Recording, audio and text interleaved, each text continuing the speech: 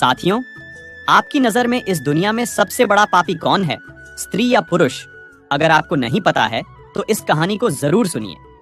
इसके बाद में आपको पता चल जाएगा कि भगवान श्री कृष्ण की नजर में सबसे बड़ा पापी कौन है, स्त्री या पुरुष। मित्रों, एक जंगल में एक तोता और मैना प्रेम पूर्वक आपस में मिलकर रहा करते थे। उनमें बहुत प्रेम था। एक दिन किसी विवाद के कारण तोता और मैना के बीच लड़ाई हो गई। तोते ने कहा कि इस संसार में सबसे बड़ी पापी और विश्वासघाती स्त्री होती है। मैना ने जवाब दिया कि इस संसार में सबसे ज्यादा पापी और विश्वासघाती पुरुष होते हैं।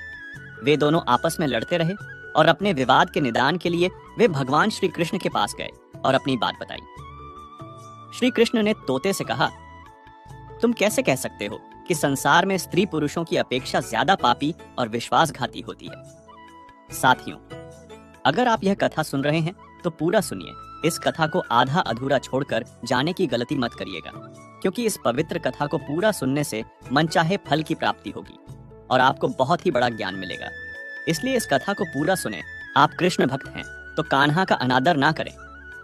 तब भगवान श्री कृष्ण से तोता बोला, प्रभु, मैं आपको एक कहानी सुनाना चाहता हूँ जिससे हम सबको यह साबित होगा कि स्त्री पुरुषों की अपेक्षा ज्यादा पापी और विश्वासघाती होती है। फिर भगवान श्री कृष्ण बोले, ठीक है, तुम कहानी सुनाओ। तोता कहानी शुरू करने वाला ही होता है कि तभी माता रुक्मिणी आ जाती है और कहती है, प्रभु, मुझे भी यह कहानी सुननी है, मैं भी सुनना चाहती हूँ। तब भगवान कृष्ण कहते हैं, ठीक है, बैठो, आप भी सुन लो। फिर तोता भगवान श्री कृष्ण और माता रुक्मिणी के सामने कहानी सुनाने लगता है। तोता कहता है कि एक राज्य में अग्रसेन नाम का राजा राज्य करता था। उसके पास 4 बेटे थे जो सभी बहुत ही बहादुर और प्रतापी थे। लेकिन सबसे बड़ा बेटा, जिसका नाम चंद्रसेन था, वह न केवल प्रतापी बल्कि बहुत ही सुंदर भी था। उसकी पत्नी चंद्रप्रभा भी बहुत ही सुंदर और रूपवान थी। वह अपने आगे किसी दूसरी स्त्री को सुंदर नहीं मानती थी।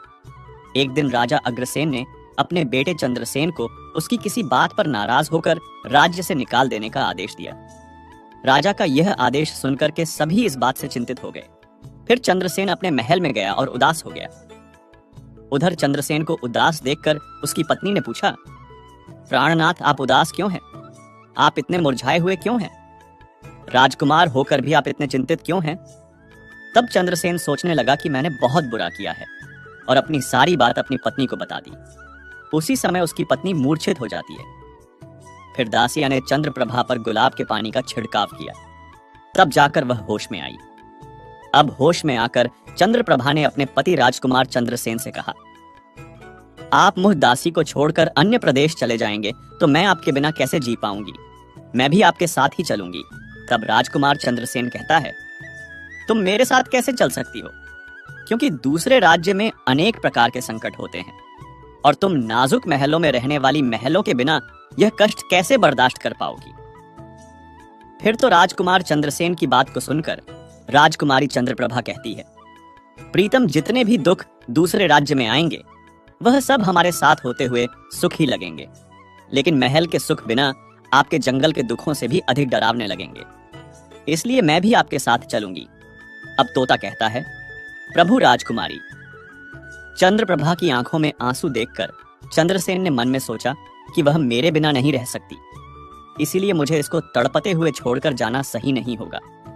इन सभी बातों को सोचते हुए राजकुमार चंद्रसेन अपनी पत्नी चंद्रप्रभा से कहते हैं, तुम उदास नहीं होना, हम तुम्हें साथ लेकर जाएंगे। इस बात से चंद्रप्रभा खुश हो जाती है और अपने पति के साथ जाने की तैयारी करने लगती है। अगली सुबह वे राज्य से बाहर निकलकर एक जंगल में पहुंचते हैं। चलते चलते थक जाते हैं और फिर वे एक बरगद के वृक्ष के नीचे विश्राम करने का निर्णय लेते हैं। वे बहुत थके हुए थे। ठंडी हवा के झोंकों में उन्हें तुरंत नींद आ गई, परंतु कुछ देर बाद वहीं पर एक सांप ने चंद्रप्रभा को काट लिया। फिर तोता कहता है प्रभु, आगे सुनिए। सांप के डसते ही राजकुमारी तड़पने लगी और चंद्रसेन की आंख खुल गई। राजकुमारी को तड़पता हुआ देखकर और सांप को जाता हुआ देखकर चंद्रसेन बेचैन हो गए। फिर कुछ देर बाद राजकुमारी की मौत हो गई। इस प्रकार मृतक राजकुमारी को देखकर चंद्रसेन ऊंचे स्वर में रोने लगे।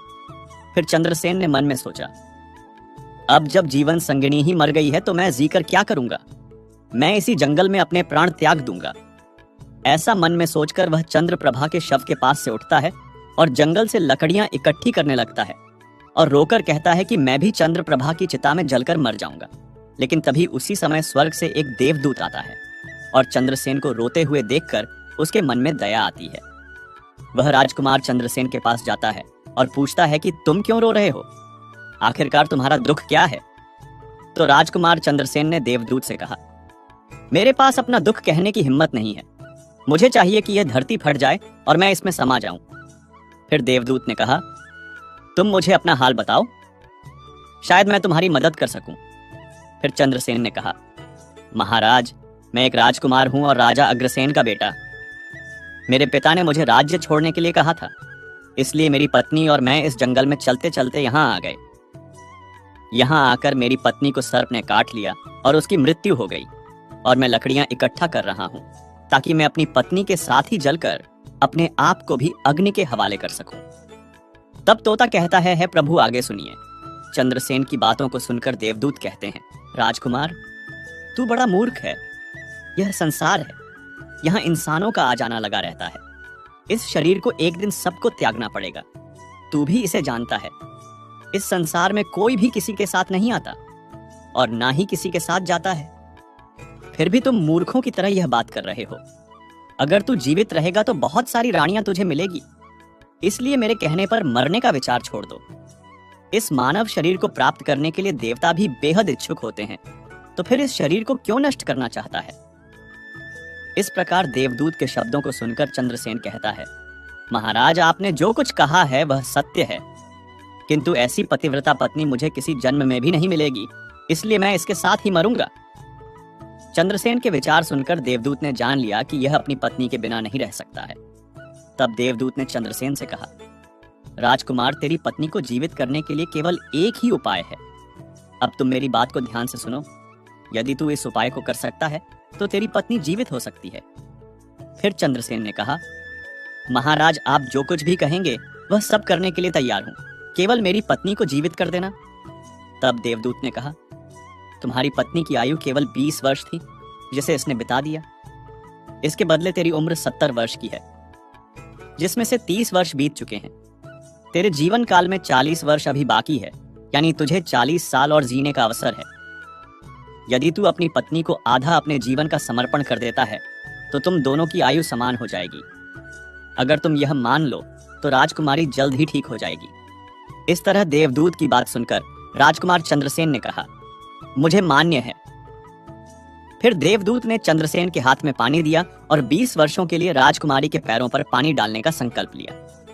अब जैसे ही चंद्रसेन ने संकल्प किया कि वह जल को रानी के पैरों पर डालेगा, देवदूत ने कह दिया, पानी को पैरों पर डालने से पहले मेरी एक बात को ध्यान से समझ लो, इसमें एक गुप्त रहस्य भी है। अभी तो तुझे राजकुमारी की आवश्यकता है, तुम पानी डालकर उसको बचा सकते हो, लेकिन भविष्य में अगर राजकुमारी की आवश्यकता नहीं पड़ती है तो तुम अपने संकल्प को वापस भी ले सकते हो, और जब तुम यह संकल्प वापस लेते हो तो तुम्हारी पत्नी की तुरंत ही मौत हो जाएगी। परंतु एक बात हमेशा याद रखना, इस संकल्प को कभी वापस ले सकने की बात राजकुमारी से मत कहना, वरना तुम अपने संकल्प को वापस नहीं ले सकोगे। हमेशा याद रखना, जीवन में कुछ बातें हमेशा छुपा कर रखनी चाहिए, क्योंकि कभी कभी यह बात काम आ सकती है।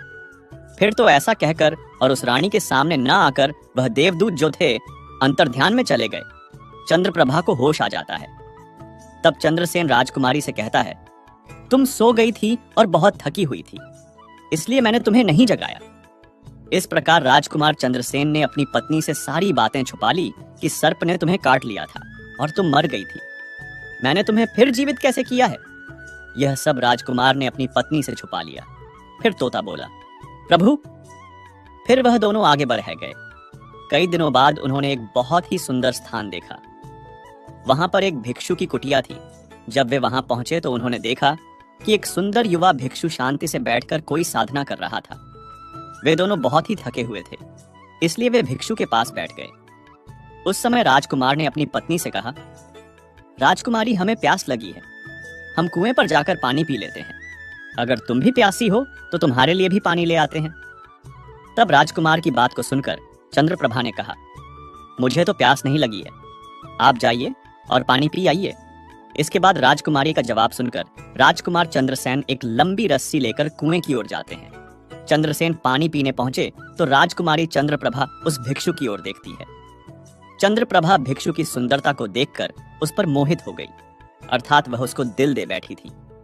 अब वह भिक्षु से कहती है कि हे महोदय, आप तो यहाँ बहुत खुशी से रहते हैं। भिक्षु ने कहा, तुम भी मेरे साथ रह सकती हो, लेकिन तुम्हारे पति भी साथ में हैं, तो हम कैसे तुमको रख सकते हैं।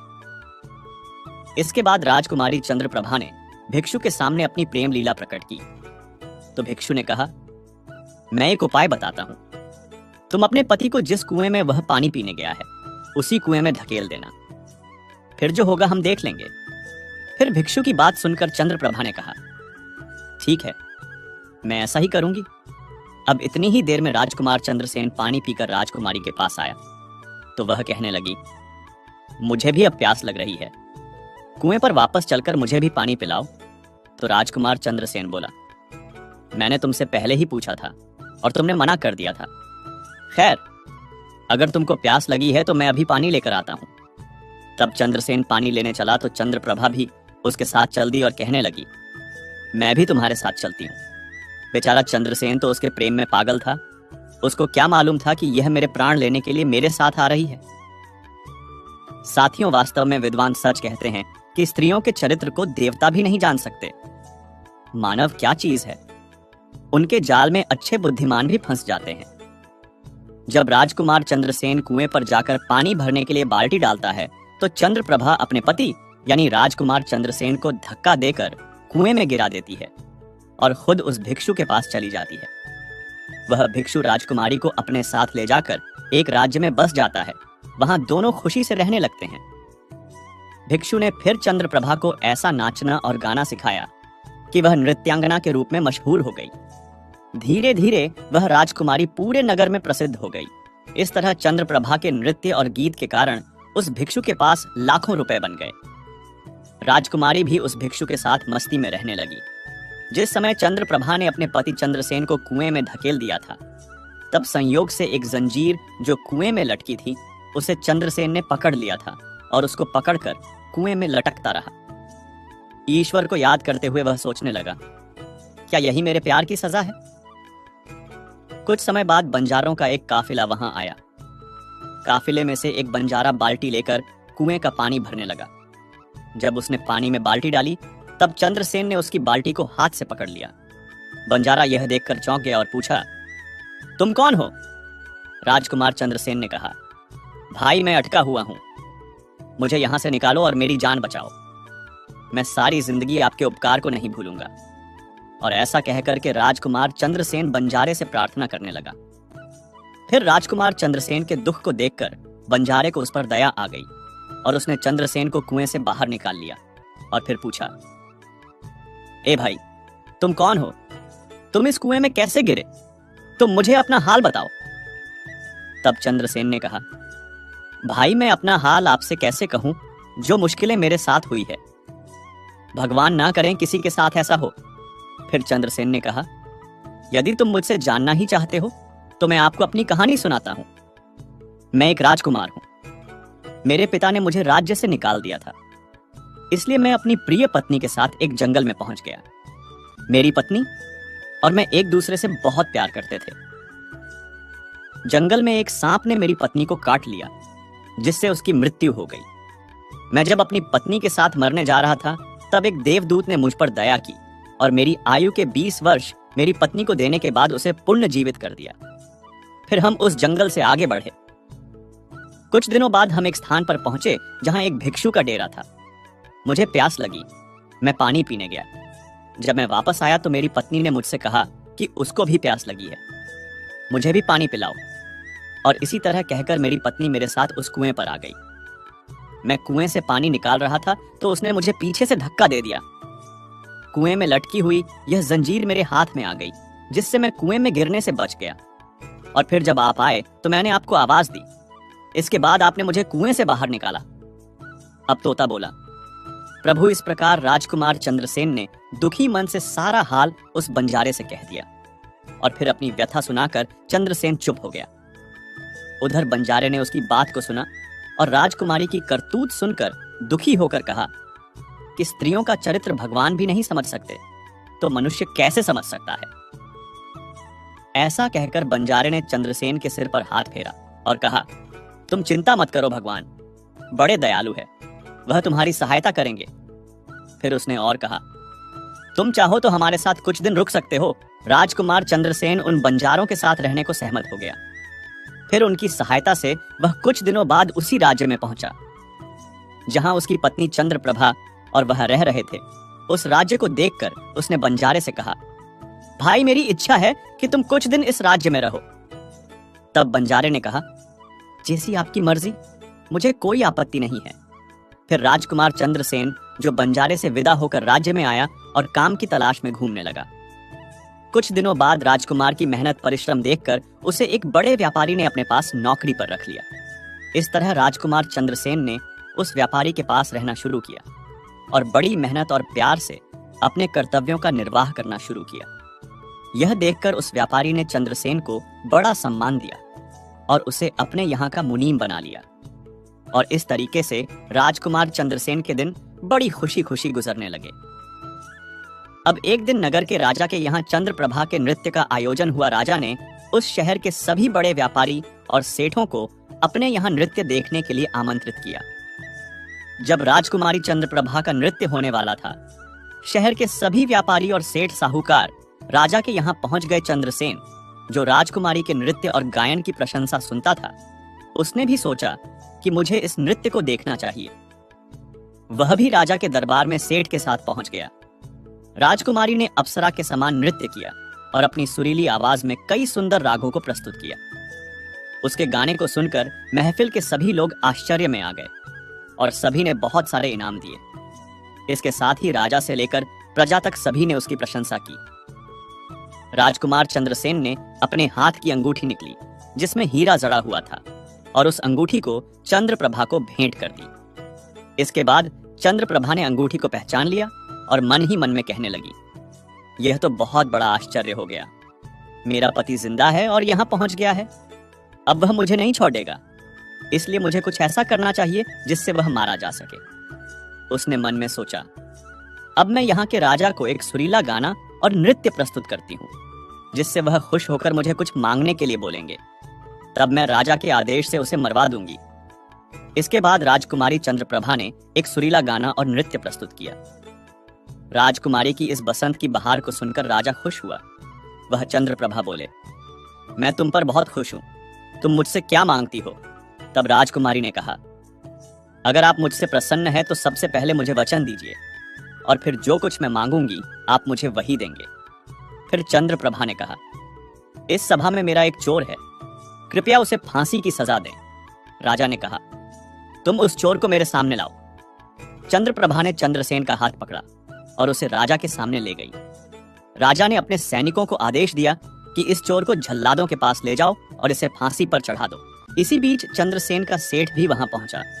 वह डरकर चंद्रसेन के पास गया और पूछा, तुमने क्या चुराया इसका, जिसके कारण वह तुझे मारना चाहती है? चंद्रसेन ने अपने मालिक से कहा, मालिक मैंने कुछ नहीं चुराया है, बस आप इस राजा को केवल यह बता दो कि वह मेरी दो बातें सुन ले, इससे मेरी जान बच सकेगी। अब चंद्रसेन का मालिक इसे सुनकर अपने साथी व्यापारियों और साहूकारों के पास गया और सभी ने मिलकर मशवरा किया। उन्होंने कहा, मित्रों, या तो राजा न्याय करें या हम सभी इस शहर को छोड़कर कहीं और चले जाएंगे। और इस प्रकार सभी व्यापारी राजा के पास गए और कहने लगे, राजा साहब, हमारा मुनीम निर्दोष है, उसे मार देने का आपका आदेश है। वह कह रहा है कि वह अपनी दो बातें आपको कहना चाहता है, फिर भी आपको लगे कि उसने अपराध किया है तो उसे फांसी दे देंगे। लेकिन वह कहता है कि मेरे मरने से पहले राजा केवल मेरी दो बातों को जरूर सुने। फिर राजा ने व्यापारियों की बात सुनकर कहा, ठीक है, मुनीम को बुलाओ। चंद्रसेन को लेकर राजा के सामने लाया गया और राजा ने कहा, तुम जो कुछ कहना चाहते हो वह मेरे सामने कहो। तब राजकुमार चंद्रसेन ने कहा, महाराज, मैंने क्या दोष किया है जिसके कारण आपने मेरी हत्या का आदेश दे दिया है? फिर उसकी बात को सुनकर राजा ने कहा, तू इसका चोर है? चंद्रसेन ने कहा, नहीं महाराज, मैं इस कुलटा स्त्री का पति हूं जो मुझे कुएं में धकेल कर एक भिक्षु के साथ चली आई है। राजकुमारी चंद्रप्रभा ने समझ लिया कि बात बिगड़ रही है। तब राजा से कहती है, महाराज, मैं कुलटा नहीं हूं, यह झूठ बोल रहा है। ये कौन है? मैं इसे जानती तक नहीं। यह तो मेरा चोर है। मैं सिर्फ इतना ही जानती हूं।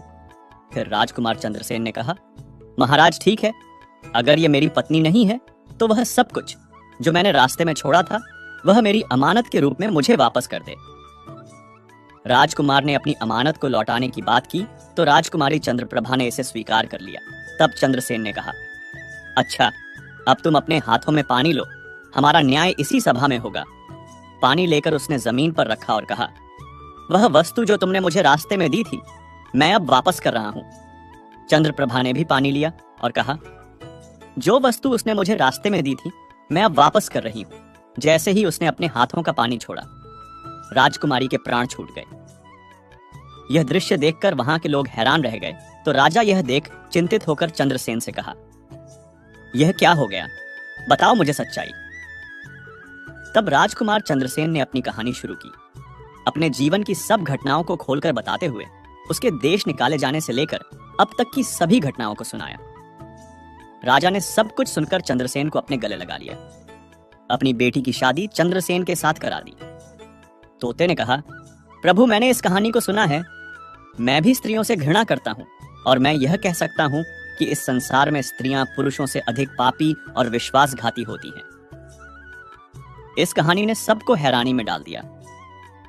माता रुक्मिणी ने कहा, प्रभु, मुझे लगता है कि तोता सच कह रहा है, लेकिन सभी स्त्रियों में से केवल एक दो ही बिना नैतिक मूल्यों और ईमानदारी के हो सकती है, परंतु पुरुषों में भी ऐसे कुछ है जो पापी और विश्वासघाती हो सकते हैं। फिर भगवान श्री कृष्ण ने पूछा, ठीक है, तो मैना तुम कैसे सिद्ध करोगी? यह बात सुनकर मैना ने कहा, मैं भी एक कहानी सुनाती हूँ जिससे स्पष्ट होगा कि स्त्री की तुलना में पुरुष अधिक पापी और विश्वासघाती होते हैं। एक गांव में एक परिवार रहता था जो बहुत ही धनवान था, और उस धनवान यानी सेठ का बेटा एक अद्भुत प्रकार का व्यक्ति था। सेठ का बेटा ऐसा जुआरी था कि सेठ उसके बारे में सोचते सोचते परेशान रहता था। एक दिन उसका बेटा जुआ खेल रहा था। उसी दिन उसके पिता का निधन हो गया। फिर भी उसने जुआ खेलना बंद नहीं किया, बल्कि पिता की मृत्यु के बाद वह खुलकर जुआ खेलने लगा और सब कुछ हार गया। फिर वह अपने गांव से दूर चला गया और एक सेठ के घर पहुंचा और सेठ से बोला, मुझे बहुत तेज प्यास लगी है, मुझे एक गिलास पानी मिलेगा? तो सेठ ने उस युवा से पूछा कि तुम कौन हो, क्या करते हो और कहां से आए हो? इसके उत्तर में उस युवा ने कहा, मैं एक व्यापारी हूं और यहां से जा रहा था तो सोचा कि पानी पीकर चला जाऊं। तब सेठ ने पूछा कि तुम कौन सा व्यापार करते हो? तब युवा कहता है, व्यापार करते समय मेरा सामान समुद्र में गिर गया, इसलिए यदि आप मेरी कुछ मदद कर दें तो अच्छा होगा। फिर सेठ ने लड़के की बात सुनी और फिर उसकी बातों के जाल में फंस गया और कहने लगा कि बेटा, तुम तो ठीक हो और कुछ कमा भी लेते हो, तो क्या मेरी बेटी से विवाह करोगे? अब तो यह बात सुनकर युवा खुश हो जाता है और विवाह के लिए हाँ कह देता है, जिसके बाद दोनों का विवाह हो जाता है। प्रभु, इस प्रकार से वह सेठ अपनी बेटी को बहुत सारे धन के साथ विदा कर देता है। उधर युवा लड़के को तो बस केवल धन के लिए विवाह करना था, तो उसने वह भी कर लिया। अब विवाह के बाद जब युवा सेठ की लड़की को साथ लेकर जा रहा था तो एक जंगल आ गया। वहां पर युवा लड़का अपनी पत्नी से बोला, देखो, हम अभी जंगल में हैं, यहाँ कोई चोर हमारे गहनों को चुरा सकता है, इसलिए आप अपने सभी गहनों को मुझे दे दें ताकि हम सुरक्षित रख सके। युवा की पत्नी ने अपने पति पर भरोसा किया और अपने सभी गहनों को उसे सौंप दिया, और वह भरोसा क्यों ना करें, क्योंकि वह उनके पति थे। उसके बाद युवा ने अपनी पत्नी के गहनों को एक पारदर्शी थैली में बांध लिया और फिर वह जंगल में आराम से ठहरे। इस दौरान युवा के मन में लालच तो पहले से ही था, फिर वो और ज्यादा बढ़ गया। उसकी पत्नी के साथ जाने वाली एक दासी, जिसे सेठ ने अपनी लड़की के साथ भेजा था, युवा ने उस दासी को मार डाला। फिर उसने अपनी पत्नी को एक कुएं में गिरा दिया और मन में यह विचार किया कि मैंने इसके साथ सिर्फ धन के लिए शादी की थी, मुझे धन मिल गया, और उसने सोचा कि वह पानी में डूबकर मर जाएगी। इस तरह सोचकर वह युवा वहां से चला गया, लेकिन उसकी पत्नी नहीं मरी और वह कुएं से बाहर निकलने के लिए आवाज देती रही। कुएं के पास से एक आदमी गुजर रहा था और जब उसने किसी महिला की आवाज सुनी तो उसने उस महिला को कुएं से बाहर निकाल लिया। फिर कुएं से बाहर निकलने के बाद महिला ने अपनी सारी जानकारी उस व्यक्ति को दी और उस व्यक्ति ने महिला को उसके पिता के घर पहुंचा दिया। अब जब महिला पिता के घर पहुंची तो उसके पिता ने पूछा, तुम्हारे साथ क्या हुआ? महिला ने कहा, पिताजी, जंगल में कुछ चोरों ने हम पर हमला किया था और दासी को मार दिया। मुझे कुएं में धकेल दिया और पति के बारे में कुछ पता नहीं है। बेटी की बातें सुनकर सेठ जी ने कहा, कोई बात नहीं भगवान, सब ठीक करेंगे। मैना बोली, प्रभु, इस दुनिया में पुरुष ही विश्वासघाती और पापी हो सकते हैं। अब आपके हाथ में न्याय का फैसला है। मैंने भी आपको एक कहानी सुनाई है और तोते ने भी एक कहानी सुनाई है। अब आप ही न्याय करें। उसने भी अपनी पत्नी को मारा और सारा सामान लेकर के चला गया। अब तोता और मैना की कहानी सुनकर भगवान श्री कृष्ण बोले, ठीक है तोता और मैना, मैंने तुम्हारी कहानी को ध्यान से सुना है। अब मैं तुम्हारा न्याय करता हूं। सच में इस संसार में स्त्री और पुरुष के बीच ज्यादा पापी या विश्वासघाती कौन होता है, यह मेरे लिए स्पष्ट है। श्री कृष्ण जवाब देते हैं, बिना किसी शंका के यह सत्य है कि इंसान की सोच उसके स्तर से नीचे जा सकती है और वही पापी और विश्वासघाती होता है। चाहे स्त्री हो या पुरुष, इंसान को किसी भी प्रकार के पाप करने से पहले यह सोचना चाहिए कि क्या वह सही है या नहीं। पापी और वे विश्वासघाती होने की कोई जाति नहीं होती, वह इंसान की सोच और कृतियों का परिणाम होता है। साथियों, वास्तव में इंसान की सोच उसके स्तर से नीचे जा सकती है और यही पापी और विश्वासघाती बना देता है। धर्म ग्रंथों के अनुसार महाभारत काल में योगी राज कृष्ण ने अमृतत्व प्राप्त करने वाले गुरु द्रोण के पुत्र अश्वत्थामा को भ्रूण हत्या के प्रयास दंड देते हुए उसकी अमूल्य धरोहर मणि छीन ली थी, जिसके अभाव में शक्ति विहीन हो गया था। उल्लेखनीय है कि अभिमन्यु की पत्नी उत्तरा के गर्भ में पल रहे शिशु को मारने का प्रयास अश्वत्थामा ने किया था। तब उसकी रक्षा के लिए स्वयं भगवान कृष्ण ने उत्तरा के गर्भ में प्रवेश कर भ्रूण रक्षा की थी। यही कारण है धर्म ग्रंथ में जीव अथवा भ्रूण हत्या के विरोधी है। धर्म ग्रंथों के अनुसार नारी को शक्ति का स्वरूप माना गया है। इसके लिए हर युग में महापुरुषों ने उसकी पूजा की है। नारी ने अपने गर्भ से महापुरुषों के साथ साथ ईश्वरीय शक्ति को भी जन्म दिया है। यही कारण कि नारी को जगत जननी एवं सृष्टि निर्माता भी कहा गया है और सृष्टि को समाप्त करने का अधिकार पृथ्वी लोकवासियों को किसी भी धर्म ग्रंथ ने नहीं दिया है। यही कारण है कि भ्रूण हत्या पाप ही नहीं, महापाप भी है। इस पाप के लिए पानी को 100 जन्मों तक नरक के कष्टों को झेलना होता है। देखा जाए तो महाभारत के युद्ध में एक से एक पाप हुए, लेकिन क्या अश्वत्थामा का पाप इतना बड़ा था कि भगवान श्री कृष्ण ने उसने श्राप दे दिया? रामायण के मुकाबले जितना छल और पाप महाभारत में हुआ, उसकी गिनती तक नहीं की जा सकती। दोनों तरफ से छल हुए, दोनों तरफ से मरने वालों की गिनती असंख्य रही, लेकिन जितने भी लोगों की मृत्यु हुई रणभूमि में हुई। दुर्योधन, दुशासन जैसे पापी और अधर्मी भी या तो जंग में मरे या फिर जंग में लगी चोटों के कारण, यानी सभी को स्वर्गलोक की प्राप्ति हुई। तो मित्रों, अब आपको पता चल गया होगा कि इस दुनिया में सबसे बड़ा पापी स्त्री है या पुरुष है। चाहे स्त्री हो या पुरुष हो, कोई भी हो, पर जो सबसे बड़ा पाप करता है वही पापी होता है। तो दोस्तों, कैसा लगा आपको आज का यह वीडियो, कमेंट करके जरूर बताएं और हमारे चैनल को सब्सक्राइब करें। जय श्री राधे कृष्णा। धन्यवाद।